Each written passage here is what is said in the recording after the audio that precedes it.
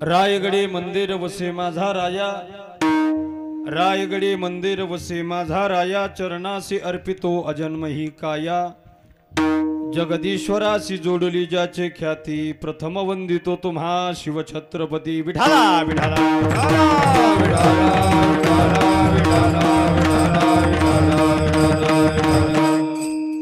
काही शिवाय पण छोटा आहे म्हणून तुम्ही नाराज होऊ नका, मी लहान तोंडी मोठा घास घेणार आहे। सुंदर अशा वातावरणामध्ये समापन्न होत असणाऱ्या अखंड हरिनाम सप्ताहामधील दुसऱ्या दिवसाची कीर्तन सेवा प्रभू चरणी समर्पित करण्याचा हा सुयोग आहे। हे कीर्तन पुष्प प्रभू चरणी समर्पित करण्याच्या निमित्ताने निवडलेला अभंग जगद्गुरु जगदवंदनीय संत श्रेष्ठ संत शिरोमणी महाराष्ट्र भूषण वैराग्य मूर्ती साधकांचे मायबाप देहू निवासी देहूचे सुप्रसिद्ध साधू हिंदवी स्वराज्य संस्थापक राजाधिराज छत्रपती शिवरायांचे खरे गुरु वारकरी संप्रदायाचे कळस, ज्यांनी जीवनात कधीच केला नाही तुमच्या आमच्यासारखा भजनाचा अलस, पंचमवेद निर्माते मानवी देह घेऊन निजधामा गेले, निळामने सकळ संत तोशिबेले असा ज्यांचा अधिकार नव्हे नव्हे, तुका जरी सहज बोले वाणी त्याचे घरी वेदांत वाहे पाणी, दिसायला सामान्य पण असायला मात्र असामान्य असणारे अधिकार संपन्न महात्मे जगद्गुरु तुकोबाराय यांचा 4 चरणाचा अभंग सेवेकरिता निवडलेला असून आजच्या अभंगाच्या द्वारा जगद्गुरु श्री संत तुकोबाराय मानवी जीवावरती संत करत असलेल्या उपकाराची महती यथार्थपणे वर्णन करताय। विठाला विठाला विठाला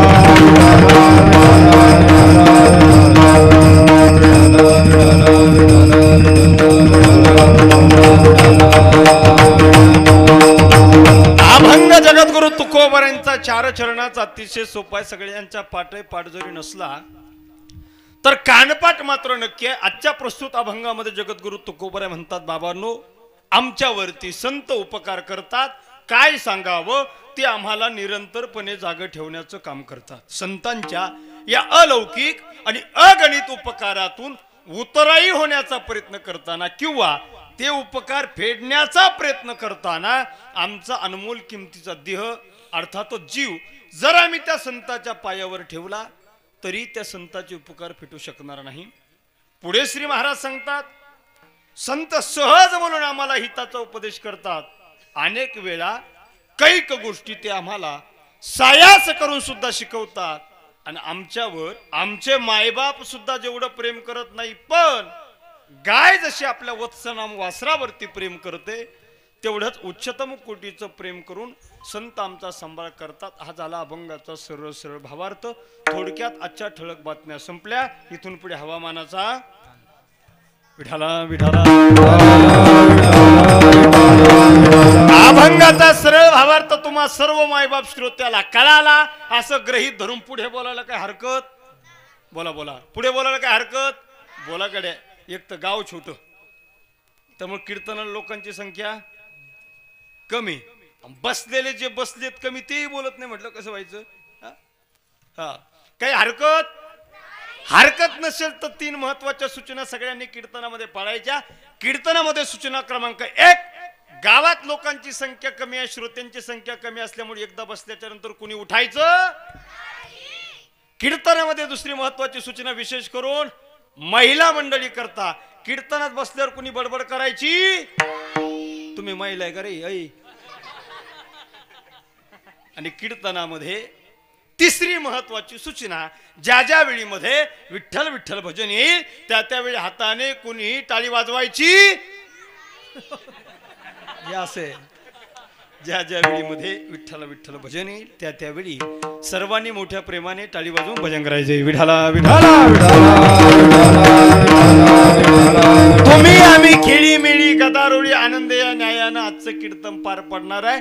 कीर्तनाच्या प्रारंभीपासून म्हणजे आत्तापासून या प्रस्तावनेपासून कीर्तनाच्या शेवटापर्यंत सांगतेपर्यंत अर्थात 11 वाजेपर्यंत आपल्याला चिंतन करता फक्त 1 तास उरला आहे देठे महाराजाशी।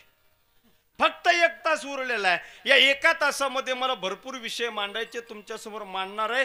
1 तासाचं कीर्तन तुम्हाला सगळ्यांना कळेल, पचेल, रुचेल अशा भाषेत सांगण्याचं काम माझं आणि तुम्हाला कीर्तन कळावं यासाठी सर्वांगाचे कान करून ऐकून, डोळे उघडे ठेवून कानाचे सुद्धा त्या ठिकाणी सर्वांगाचे कान करून ऐकणं काम तुमचं. सगळ्यांनी चेहरे प्रफुल्लित ठेवायचे, सगळ्यांनी टवटवी चेहरे ठेवायचे. प्रत्येकाचा चेहरा पाहून मला गुलाबाच्या फुलाची आठवण आली पाहिजे, एवढा प्रफुल्लित चेहरा प्रत्येकाचा पाहिजे बरं का.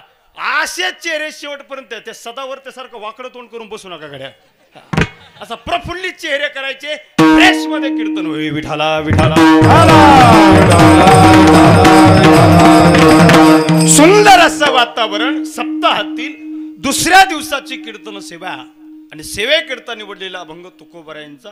तुकोबराच्या प्रस्तुत अभंगामध्ये संतांचे उपकार प्रतिपादन करतायत. जगद्गुरु तुकोबराय म्हणतात की आमच्यावरती संतांचे उपकार आहेत, काय सांगावं ते आम्हाला निरंतरपणे जागे ठेवण्याचं काम करतात. पण या अभंगाला सुरुवात करताना, प्रारंभ करताना श्री महाराज म्हणतात, काय सांगू आता संतांचे उपकार.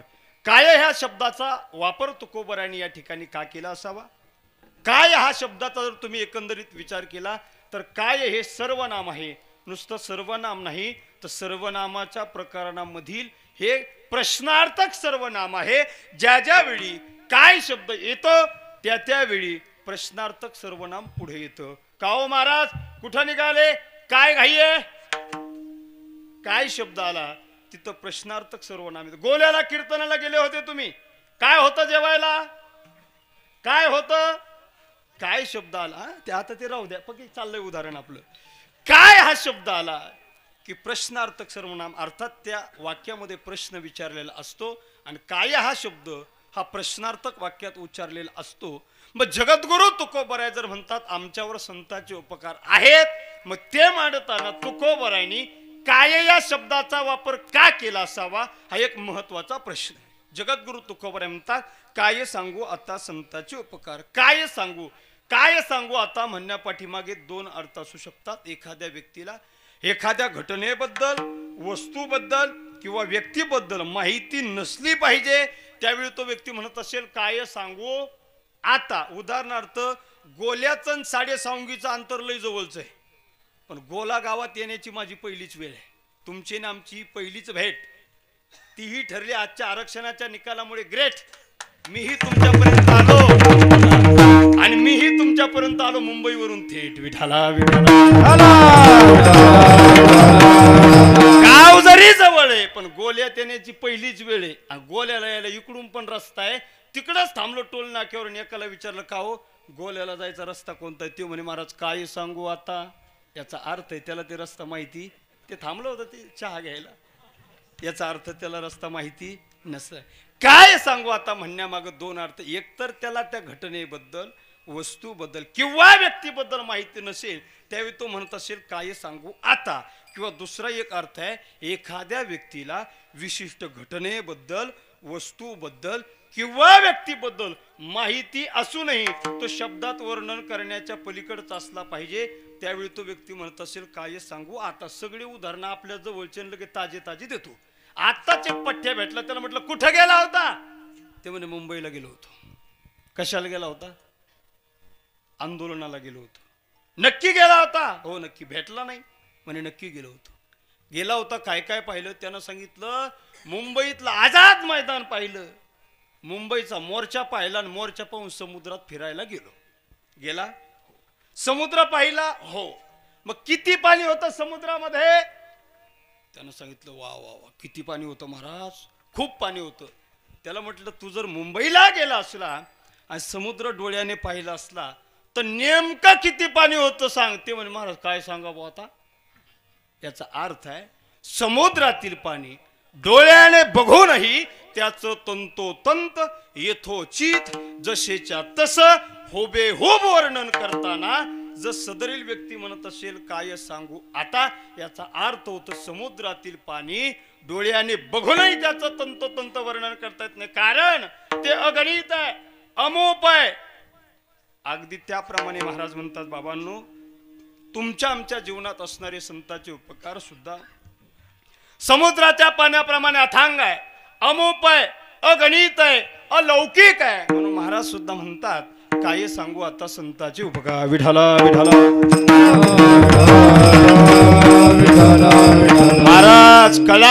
तुम्हाला आमच्यावर संतांचे उपकार आहे. समुद्राच्या पाण्यापेक्षा सुद्धा आमच्यावर संतांचे उपकार अधिक आहे, अथांग आहे, अमोप आहे, अलौकिक आहे, अगणित आहे, अवर्णनीय आहे. त्याचं वर्णन होत नाही, त्याला मोजता येत नाही. वर्णन करायला शब्द सुद्धा पुरे पडतात आणि ते उपकार फिटणं तर शक्यच नाही.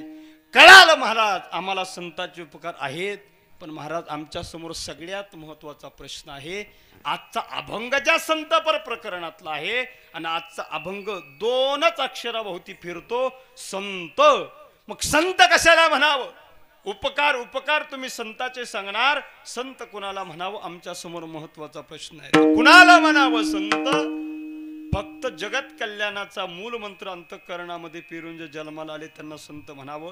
या जगाचं कल्याण व्हावं यासाठी जे अवतरित होतात त्यांना काय म्हणतात? संत म्हणतात. जगाच्या कल्याणा संतांच्या विभूती देह कष्टभीती परोपकारे. फक्त जगात कल्याणासाठी जे अवतार धारण करतात ना त्यांना खऱ्या अर्थानं संत म्हणतात. किंवा येथे उपकारासाठी आले घर ज्या वैकुंठी. महाराज म्हणतात आमचा आणि इथला काय रहिवाशी असण्याचा संबंध नाही. आम्ही वैकुंठ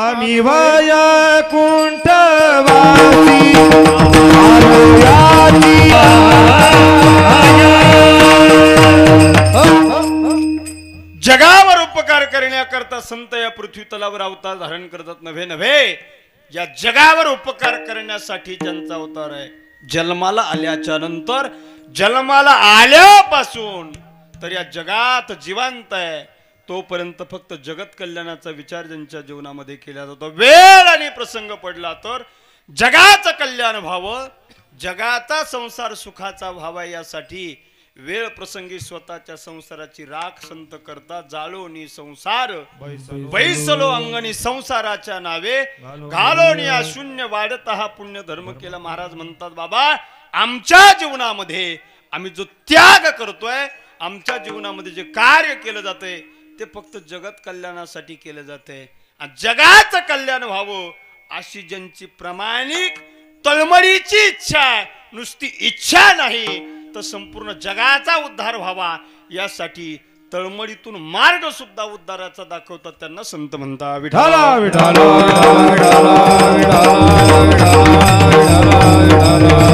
या जगामध्ये फक्त दोन प्रकारचे लोक तुम्हाला चांगला मार्ग दाखवतील. एक आपले जन्मदाते आई वडील आणि दोन आमचे वारकरी संत. कोणतीच आई आपल्या लेकराला चुकीचा मार्ग दाखवणार नाही. कोणताच वडील आपल्या पोराला चुकीचा मार्ग दाखवणार नाही. वडील जर दारू पित असला तर वडिलाला वाटतं माझ्या पोरानं गळ्यात टाळ घ्यावा आणि कीर्तनामध्ये भजन करावं. वडील जर दारू पित असला तरी माझ्या पोरानं दारू पिवे असं कोणत्याच वडिलाला वाटत नाही. अर्थात या जगातील जन्म देणारा प्रत्येक माता आणि प्रत्येक पिता आपल्या लेकरांना चांगलं शिकवण्याचा प्रयत्न करत असतो, पण शिकून फायदा नसतो. बच्चे सिखाने से नहीं शिकते, बच्चे दिखाने से शिकते. बापच जर पोराला सिगरेट पिटून आणायला सांगितलं असला तर एखादा झुरका वाढायला काय हरकत आहे? लेकर आपल्याकडे बघून शिकत असतात, मुली आपल्या आईकडे बघून शिकत असतात, मुलं आपल्या वडिलाकडे बघून शिकत असतात. चांगल्या गोष्टी माता पित्यानं शिकून जेवढे लेकरं चांगल्या गोष्टी आत्मसात करत नाही त्याही पेक्षा वाईट गोष्टी माता पित्याकडे बघून लेकरं शिकत असतात. हे कुणीच याच्या प्रतीकडे जाऊन विचार करू नये की आमच्या लेकरांना आम्ही चांगलं शिकवलं म्हणजे चांगलं शिकत असतात. लेकरांनी चांगलं वागावं, लेकरांनी चांगलं शिकावं यासाठी त्यांच्या समोर आपली वर्तणूक चांगली असली पाहिजे. आपले लेकर योग्य मार्गाने जावे अशी आई वडिलांची इच्छा असते एक, आणि दुसरी इच्छा असते आमच्या वारकरी संतांची. झाडू संताचे मार्ग, चांगल्या मार्गानं, ज्या मार्गानं तुम्हाला मोक्ष मिळणार आहे, ज्या मार्गानं तुमचा उद्धार होणार आहे, ज्या मार्गानं तुम्हाला भगवत प्राप्ती होणार आहे असा मार्ग दाखवण्याचं काम या जगाच्या पाठीवर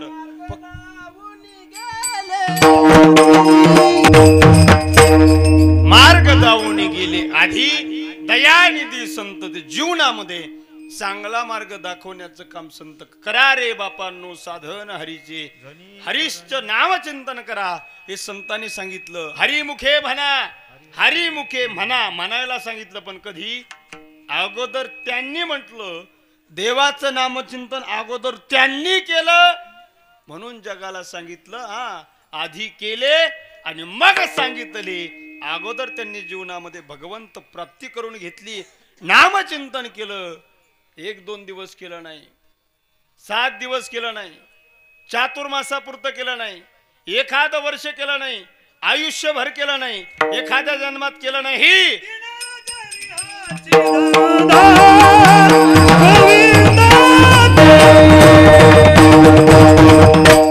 वा सुंदर प्रमाण दिलं माऊलीनी. दिन रजनी हाची धंदा, गोविंदाचे पवडे. दिवसाही भजन आहे, रात्री भजन आहे. एका गोविंदा विना विषय येतो त्यांचा, झाला नारायण नावडे जनधन माता पिता. त्या भगवान परमात्मा विना त्यांना काहीच आवडत नाही. अरे एवढंच काय, दिवसा भजन, रात्री भजन, आयुष्यभर भजन, जिवंत आहे तोपर्यंत भजन. अरे जन्मभर भजन नवे नवे, जन्मोच्या जन्म भजन, जन्मो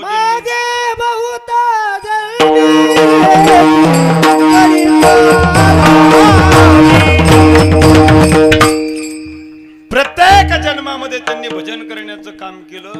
भजनाचा, नामचिंतनाचा संतांना कधीच कंटाळा नव्हता. ज्यांना कंटाळा येतो त्यांचा जयाची मनी कथेचा कंटाळा. अप्रत्यक्ष महाराजांनी सांगितलं, वा होती त्या चांडाळा बहुत जाच. ज्याला कथेचा कंटाळा आहे, ज्याला कीर्तन ऐकायचा कंटाळा आहे, ज्याला भजनात बसायचा कंटाळा आहे, त्याला महाराज चांडाळ म्हटले. चांडाळ म्हणजे कीर्तनाला आले नाही त्यांना मीही चांडाळ म्हणायला काही हरकत नाही. महाराजाला कधी भजनाचा कंटाळा नाही. हल्ली लोकांना भजनाचा एवढा कंटाळा, भजन कानावर ऐका वाटत नाही. ओ सप्ताह सुरू झाला, कधी सुरू झाला होते गोल्यात सप्ताह? कालच झाला. कालच झाला का? मग अजून 5-7 दिवस असते ती. काय बो त्याला म्हणा जर दमन इवळ जा, म्हणजे ते भजनाला सुद्धा इवळी म्हणते. अशा प्रकारचे लोक असतात महाराज. आपल्या लोकांना भजन या शब्दाचा एवढा तिटकारा तयार झाला, त्यांच्या समोर भजन म्हणले तर त्याला भजन ऐकू येत नाही. चला ना भजनाला, भोजनाला, भजनाला चला म्हणलं ते म्हणते ताट घ्यायचे का पत्तरवाळे आहे. म्हणजे भजन म्हणलं की भोजन ऐकू यायला लागलं आपल्या लोकांना. एवढी माणसं आहे. पण संत आपल्या जीवनामध्ये तुमच्या आमच्यासारख्या सर्वसामान्य जीवाला चांगल्या मार्गाने घेऊन जाण्याचं काम करतात. देवाचं चिंतन करायला सांगतात आणि देवाचं चिंतन करायला सांगणारे, उद्धाराचा मार्ग दाखवणारे जगाच्या पाठीवर फक्त संत आहे. हल्ली मार्ग जर कुणाला विचारावं ना, तो कधीच बरोबर सांगत नाही. एकदा कीर्तनाला निघालो. नांदेड जिल्ह्यामध्ये कीर्तन होतं. कीर्तनाचं नाव होतं देगाव. देगाव होतं. देगावला कीर्तन होतं. 2-3 किलोमीटर कीर्तनाचं गाव राहिलं असावं. उशीर झाला आणि लहान्या बटांसारखा रस्ता होता, आतला रस्ता होता.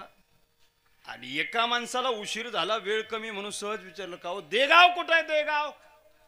ते म्हणे इथून सरळ जायचं, एक येड्या बाबळीचं झाड लागेल. येड्या बाबळीच्या झाडापासून उजव्या बाजूला जायचं, एक लिंबाचं झाड लागेल. लिंबाच्या झाडापासून उजव्या बाजूला जायचं, एक पानटपरी लागेल.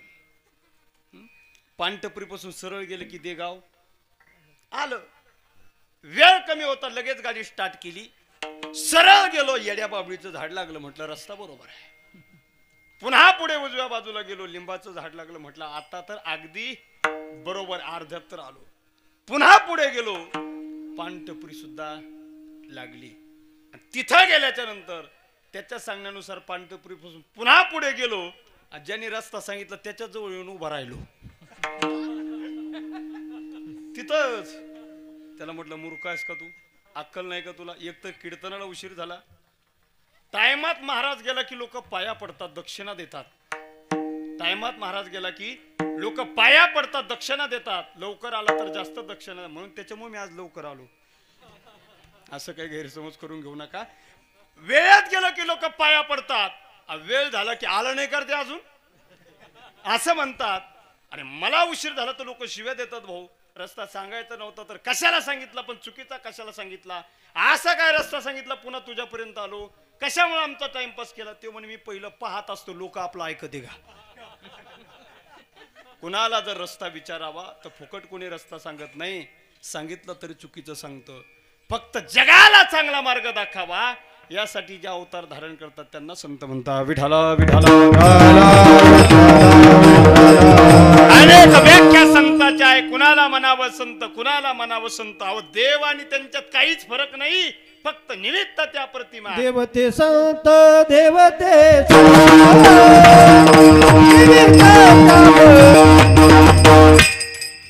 देव आणि संत याच्यामध्ये काही फरक नाही, निमित्त त्या प्रतिमा. वेळ प्रसंग अवधानाप्रमाणे संत रूपात कधी देव जन्माला येतो तर कधी देव म्हणून जन्माला येतो. कोणाला म्हणावं संत, संत तोची जाना जगी. दया क्षमा ज्याच्या अंगी, ज्याच्या अंतःकरणामध्ये दया भरलेली आहे, क्षमा भरलेली आहे, शांती भरलेली आहे. दया क्षमा शांती तिथे देवाची वसती.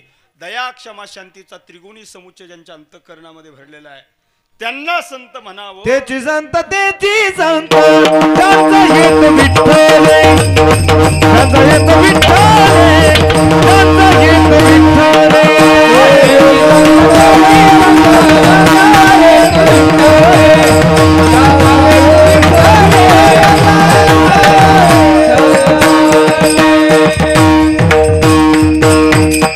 ज्यांच्या जीवनामध्ये का भगवान परमात्म्याविना दुसरा छंद नाही, उद्देश नाही, हेतू नाही, विषय नाही, साधन नाही, त्यांना संत म्हणतात महाराज. आणि त्या संताच्या जीवनामध्ये सगळ्यात मोठं कर्तव्य आहे, संताच्या जीवनातला सगळ्यात मोठा धर्म या जगावर उपकार करणं. संत फक्त जगावर उपकार करण्याकरता जन्माला येतात. संताचे सुद्धा दोन प्रकार, एक संत खरे आणि दुसरे संत खोटे. खरे संत कुणाला म्हणावं तर महाराज सांगतात त्याप्रमाणे जगाच्या कल्याणा संताच्या विभूती. जगाचं कल्याण व्हावं यासाठी जन्माला आले ते खरे संत. आणि खोटे संत कोणते? महाराजाचं प्रमाण सांगतो, पोटासाठी संत झाले कलित बहुत. जे जगाच्या कल्याणासाठी ते खरे संत आणि स्वतःच्या पोटासाठी ते खोटे संत. विठाला विठाला. माणसं मात्र इथंच चुकतात. खऱ्या संतांना शरण जायचं सोडून देऊन नको त्याला शरण जातात आणि फसवणूक होते. महाराज 4-5 वर्षापूर्वीचा काळ भयंकर होता. आम्ही जर कुठं कीर्तनाला गेलो ना, ऐ ऐ मांडी घाला. आम्ही जर कुठं कीर्तनाला गेलो ना, ऐ पिस्तुल्या मांडी घाल. कुठं कीर्तनाला गेलो 4-5 वर्षापूर्वी तर एखादा पठ्ठ्या बेड्याचा म्हणायचा, ओ महाराज काय खरंय तुमचं? म्हटलं काय झालं? म्हणजे आसाराम बापू जेलमध्ये गेले. आमचा काय संबंध आहे का? मामावसा होता का देव? का साडू होता? का सासरा होता? काही संबंध नाही. विनाकारण आसाराम बापू जेलला गेले त्रास आम्हाला. म्हटलं गेले भाऊ, आता काय भाऊ, आता गेले तर गेलेच भाऊ, आहे का नाही? त्रास आम्हाला. महाराज मी सांगतो गड्या, आमच्या माऊली महावैष्णव ज्ञानोबरायांपासून तर आमच्या निळोबरायांपर्यंत अनेक संतांची मांदियाळी या महाराष्ट्रात झाली. खऱ्या संतांना शरण जाऊन उद्धार करून न घेता तुम्ही खोट्या संतांना शरण जाऊन फसवणूक करून घेतली, यात चूक तुमची आहे. तेव्हापासून मी एक वाक्य सांगत असतो, जिंदगी एक जंग है, जिंदगी एक जंग है जब तक बीवी संग है. जिंदगी एक जंग है जब तक बीवी संग है. राधा से प्यार किया श्याम बन गए, राधा से प्यार किया श्याम बन गए, सीता से प्यार किया राम बन गए, जबरदस्ती प्यार किया आसाराम बन गए, और चोरी चुपके प्यार किया राम रहीम बन गए. विठाला विठाला. नको त्यांना आम्ही संत म्हणत बसतो आणि आमची फसवणूक करून घेतली. अरे नको त्यांना संत म्हणून फसवणूक करून घेण्यापेक्षा आमच्या खऱ्या संतांना शरण जा, उद्धार करून घ्या. ज्यांनी आमच्या ज्ञानोबरादी चारही भावनांना भिक्षा वाढली नाही, मिळालेली भिक्षा घेऊन छाताडात लाथ मारली, त्या विसोबा खेचरांना सुद्धा आमचे ज्ञानोबराय मोक्ष मिळवून देतात. अरे त्या शांतीब्रह्मनाथांच्या अंगावर यवन अंगावरी थुंकला, त्याला सुद्धा प्रसाद देऊन मोक्ष देण्याचं, मुक्त करण्याचं काम शांतीब्रह्मनाथानं केलं. अरे ज्या ज्या लोकांनी आमच्या संतांना त्रास दिला, पण संतांनी त्यांच्या उद्धाराचा मार्ग दाखवला ना, त्यांना खरे संत म्हणतात. याच खऱ्या संतांना शरण गेलात गड्या तरी संत तुम्हाला मरण येऊ देणार नाही. मरण अर्थ या शब्दाचा अर्थ आहे ते संत तुम्हाला उद्धार केल्याशिवाय तुमचा राहणार नाही. काय त्रास दिला आमच्या जगद्गुरु तुकोबारायला लोकांनी, काय त्रास दिला. हे लोक मला का त्रास देतात? महाराजांनी एक दिवस विचार विनिमय चिंतन मनन केलं. महाराजांना लक्षात आलं या लोकांकडे आपल्या उधारी आहेत. सिस्टम उधारीनं नाही ना, शिट्ट्याच आहेत. या लोकांकडे आपल्या उधारी आहेत म्हणून हे लोक त्रास देत असेल. उधाऱ्या माफ केल्या तुकोबऱ्यांनी, तरी लोकांनी त्रास देणं थांबवलं नाही. जगद्गुरु तुकोबऱ्यांचा पिढीजात सावकारकीचा व्यवसाय होता. तुकाराम महाराजाला वाटलं या लोकांना आपण कर्ज वाटलेलं आहे म्हणून हे लोक त्रास देत असेल. जगद्गुरु तुकोबऱ्यांनी जगातली पहिली कर्जमाफी केली. कर्ज लिहिलेल्या वह्यानं गाडी बैल भरली होती. एवढ्या वह्या होत्या. इंद्रायणीच्या डोहात बुडून जगातली पहिली कर्जमाफी करणारा महात्मा जर कोण असेल तर जगद्गुरु तुकाराम महाराज आहे. जी आर काढला नाही बर का, जी आर काढला नाही, कॅबिनेट घेतली नाही, 2 उपमुख्यमंत्र्याचा सल्ला घेतला नाही. जगातली पहिली कर्जमाफी तुकोबऱ्यांनी केली महाराज. तुकोबऱ्यांनी ज्यावेळी कर्जमाफी केली त्यावेळी तुकाराम महाराजांनी वाटलेलं कर्जाची रक्कम होती 65 लाख रुपये. 350 वर्षापूर्वीचे 65 लाख रुपये म्हणजे आताचे किती असेल घरी गेल्यावर हिसाब लावा. एवढी कर्जमाफी केली तरी लोकांनी त्रास देणं थांबवलं नाही. महाराजाला वाटल्या लोकांच्या नादाला लागून फायदा नाही. महाराजाची अभंगाची गाथा तयार होत होती. हे सुद्धा लोकांना सहन झालं नाही. लोकांना खरं पटत नाही, खोटं सुटत नाही. तुकाराम महाराजाची गाथा बुडवण्याचा प्रयत्न देहूतल्या लोकांनी केला. दगड बांधून गाथा बुडवली, पण परिणाम तुकाराम महाराजांनी जगाच्या पाठीवरचं पहिलं आमरण उपोषण केलं. देवाला सांगितलं, देवा जोपर्यंत माझी गाथा मला परत मिळत नाही तोपर्यंत मी अन्नाचा कणही सेवन करणार नाही. परिणाम तारी येल्या जैशाला ह्या जळी दगडासहित वयात तुकोबऱ्याच्या गाथा तरंगून वरती आल्या. उपोषणाचा परिणाम. आणि एका माणसानं उपोषण केल्यावर काय परिणाम होता सध्या सगळा महाराष्ट्र पाहतोय. गाथा तरंगून वरती आल्या तरी गावच्या लोकांना तुकोबऱ्या कळाले नाही. महाराजाला वाटल्या लोकांना आता आपण बाजूला ठेवून या लोकांना त्यागून आपल्याला आता परमार्थ करावा लागेल. महाराजांनी ठरवलं या लोकांचा त्याग करायचा आणि परमार्थामध्ये अविरत आपल्याला काम करायचे. तुका म्हणे आता ऐका वचन तेजो नियोजन भक्ती करा. या लोकांचा त्याग करून आपल्याला भक्ती मार्ग चालू ठेवायचा. तुकोबऱ्या भंडाऱ्या डोंगरावर जायचे, भामचंद्र डोंगरावर जायचे, बोराडेश्वर डोंगरावर जायचे आणि भजन करायचे. तुकाराम महाराज एक दिवशी भंडाऱ्या डोंगरावर गेले की तुकोबऱ्यांच्या धर्मपत्नी डब्बा घेऊन जायच्या, भाकरी घेऊन जायच्या.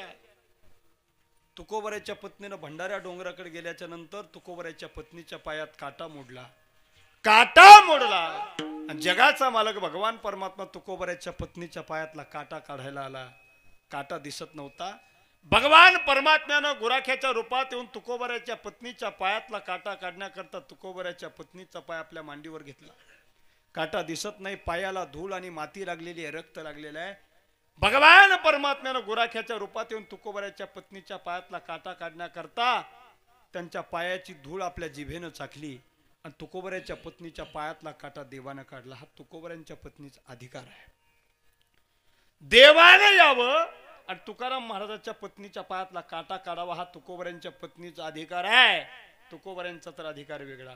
तरी जुन्या पिढीच्या काही कीर्तनकारांनी कीर्तनात सांगितलं, तुकाराम महाराजाची बायको तुकाराम महाराजाला लई मारित होती. पिस्तुल्या तू आता कर पाहिला. कायम आमच्या संतांचं विकृत चित्रण करण्याचं काम केलं. तुकाराम महाराजांच्या पत्नीसारखी धर्मपत्नीसारखी पतिव्रता स्त्री झाली नाही महाराज. एवढा अधिकार होता. तुकाराम महाराज भंडाऱ्या डोंगरावर गेले, आपल्या शेतात भजन करत होते. आता लोकांना काही त्रास आहे का? काही त्रास आहे का लोकांना? नाही. ते सुद्धा गावच्या लोकांना सहन झालं नाही. तुकाराम महाराज भंडाऱ्या डोंगरावर पोहोचले. पोरव लक्षपूर्वक ऐका. तुकाराम महाराज भजन करायला भंडाऱ्या डोंगरावर पोहोचले. तुकाराम महाराजाच्या देहू गावामध्ये एक नाचणारी बाई आली. आता सध्या महाराष्ट्रात एका नाचणाऱ्या बाईची जोरदार चर्चा. काय नाव रे तिचं? गौतमी.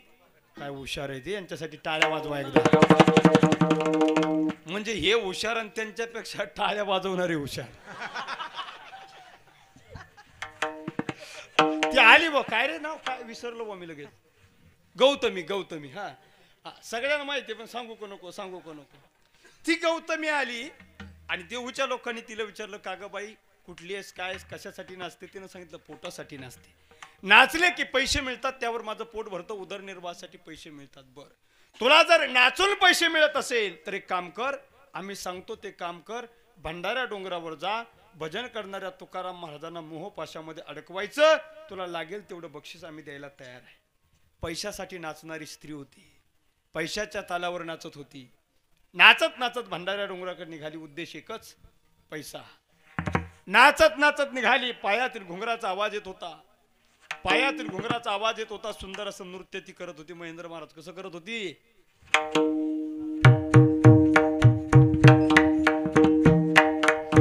बस बस बस बस बस अजून थोडं बाजूला हे वन्स मोर म्हणते. नाचत होती. नाचत नाचत निघाली. काय घुंगर होते, काय आवाज होता, काय सुंदर दिसत होती ती स्त्री नाचणारी. नाचत नाचत निघाली. बिना गाण्याची नाचत होती. त्यावेळी पाटलांचा बैलगाडा नव्हता. ओ सेठ नव्हतं अजून. ते आता काय निघलं, कच कच कांदा कापताना आहे ना काहीतरी. ते कुठून गाणे आणते महाराज काही पता लागत नाही. अरे गाणंच नव्हतं. बिगर गाण्याची नाचत होती. भंडाऱ्या डोंगरावर पोहोचली. महाराजांच्या जवळ गेली. महाराज पाहायला तयार नाही. अगदी जवळ गेली. महाराज पाहायला तयार नाही. तुकोबारांनी डोळे उघडले. त्या स्त्रीकडे पाहिलं. तिच्या चेहऱ्यावरचे भाव ओळखले आणि महाराजांनी तिला सांगितलं, जाई हो तुम्हा नकारी सयास, जाई हो तुम्हा नकारी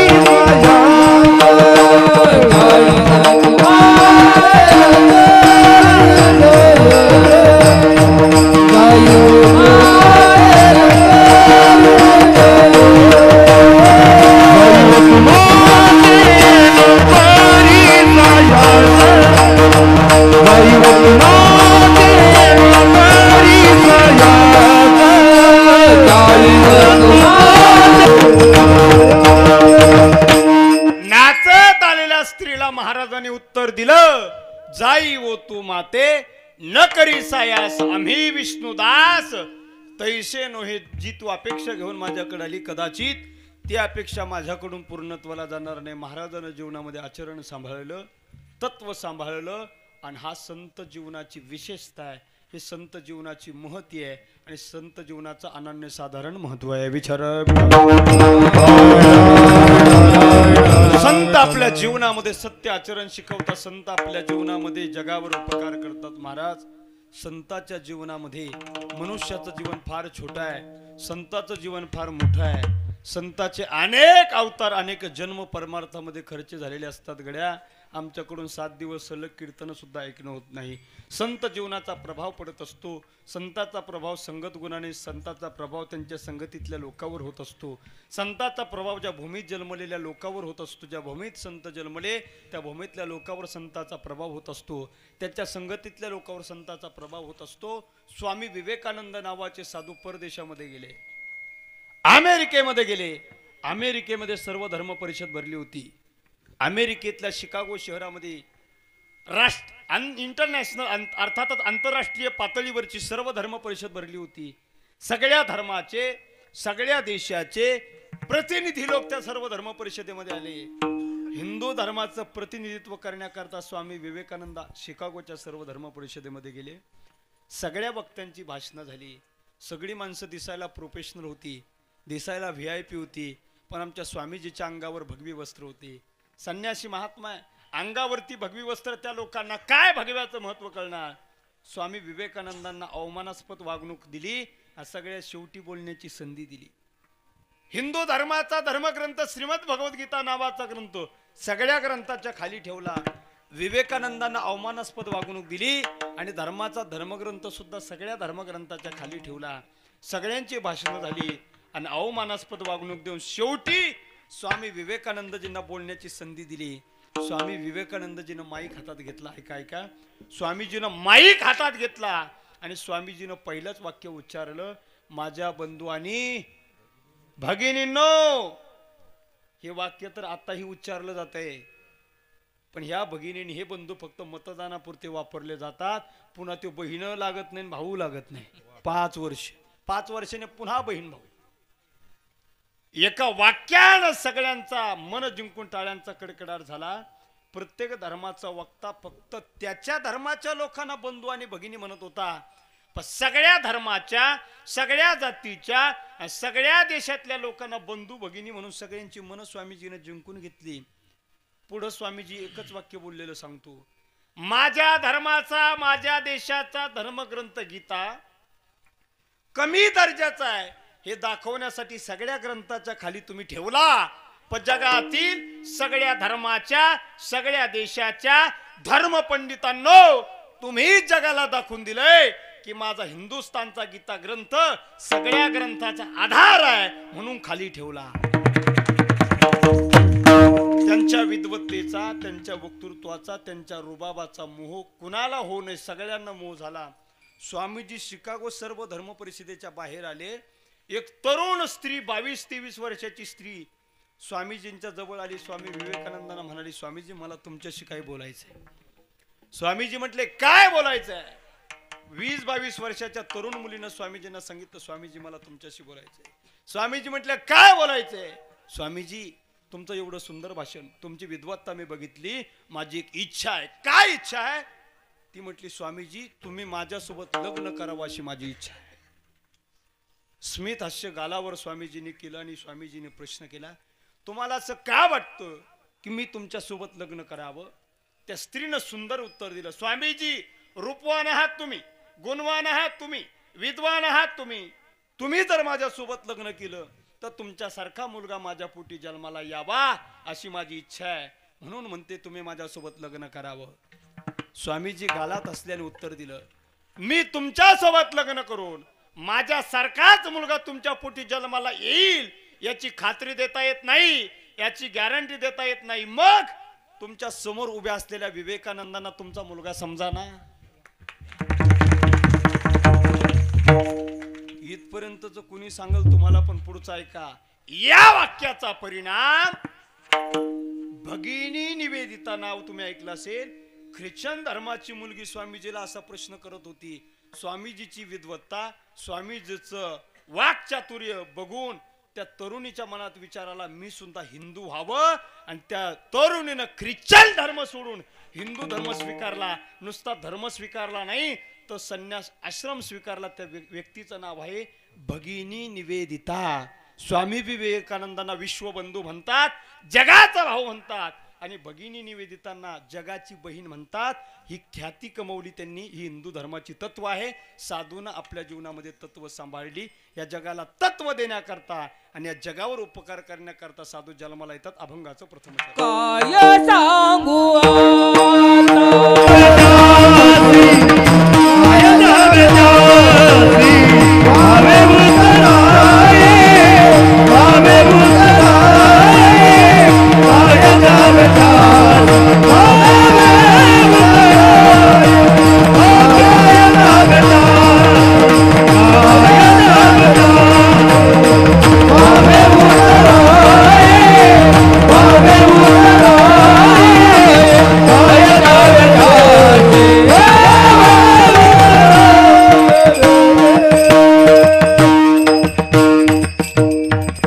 अभंगाच्या पहिल्या चरणात महाराज म्हणतात, संत आमच्यावर उपकार करतात आणि ते आम्हाला निरंतरपणे जागे ठेवण्याचं काम करतात.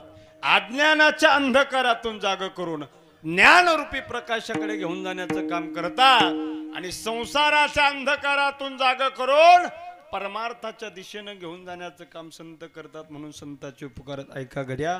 संताचं जीवन दुसऱ्यासाठी आहे, संताचं जीवन जगासाठी आहे, संताचं जीवन परार्थासाठी आहे. आणि ज्यांचं जीवन कायम दुसऱ्यासाठी आहे त्यांनाच खऱ्या अर्थानं साधू म्हणतात, संत म्हणतात. 350 वर्षापूर्वी या महाराष्ट्राच्या मातीमध्ये छत्रपती शिवरायांनी हिंदवी स्वराज्याची स्थापना केली.